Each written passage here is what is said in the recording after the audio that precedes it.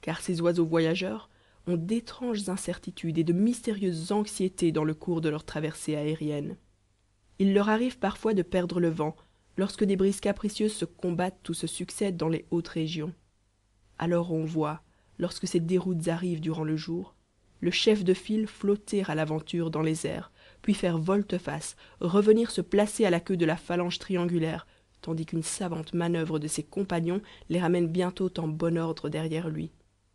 Souvent, après de vains efforts, le guide épuisé renonce à conduire la caravane. Un autre se présente, essaye à son tour, et cède la place à un troisième, qui retrouve le courant et engage victorieusement la marche. Mais que de cris, que de reproches, que de remontrances, que de malédictions sauvages ou de questions inquiètes sont échangées, dans une langue inconnue, entre ces pèlerins ailés. Dans la nuit sonore, on entend ces clameurs sinistres tournoyer parfois assez longtemps au-dessus des maisons. Et comme on ne peut rien voir, on ressent malgré soi une sorte de crainte et de malaise sympathique, jusqu'à ce que cette nuée sanglotante se soit perdue dans l'immensité.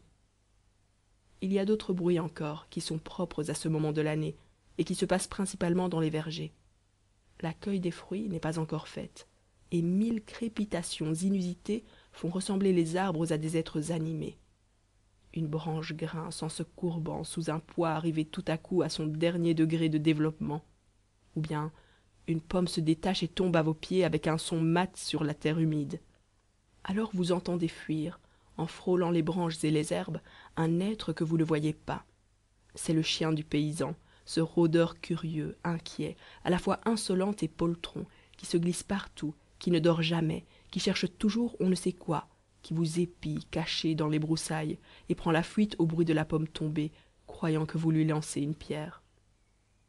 C'est durant ces nuits-là, nuits voilées et grisâtres, que le chanvreur raconte ses étranges aventures de follets et de lièvres blancs, d'âmes en peine et de sorciers transformés en loups, de sabbats au carrefour et de chouettes prophétesses au cimetière.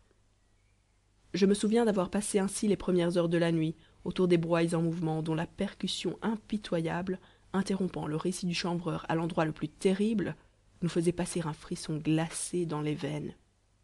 Et souvent aussi, le bonhomme continuait à parler en broyant, et il y avait 4 à 5 mots perdus, mots effrayants sans doute, que nous n'osions pas lui faire répéter, et dont l'omission ajoutait un mystère plus affreux au mystère déjà si sombre de son histoire. C'est en vain que les servantes nous avertissaient qu'il était bien tard pour rester dehors, et que l'heure de dormir était depuis longtemps sonnée pour nous. Elle-même mourait d'envie d'écouter encore, et avec quelle terreur ensuite nous traversions le hameau pour rentrer chez nous. Comme le porche de l'église nous paraissait profond, et l'ombre des vieux arbres épaisse et noire. Quant au cimetière, on ne le voyait point, on fermait les yeux en le côtoyant. Mais le chanvreur n'est pas plus que le sacristain adonné exclusivement au plaisir de faire peur. Il aime à faire rire, il est moqueur et sentimental au besoin, quand il faut chanter l'amour et l'hyménée. C'est lui qui recueille et conserve dans sa mémoire les chansons les plus anciennes et qui les transmet à la postérité.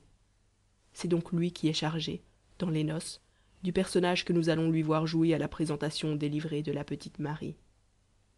Fin du chapitre 1 de l'appendice. Cet enregistrement fait partie du domaine public.